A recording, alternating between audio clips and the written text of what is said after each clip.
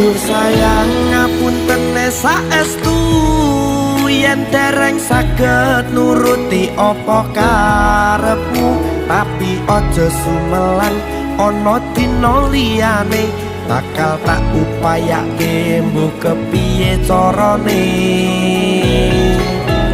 Tresnoku ora bakal luntur, sayangku ora bakal goyah senajan kahanane bubrah. Aku bakal setia, ora mungkin mendua. Matur suwun sampun ana ngancani neng saben dina.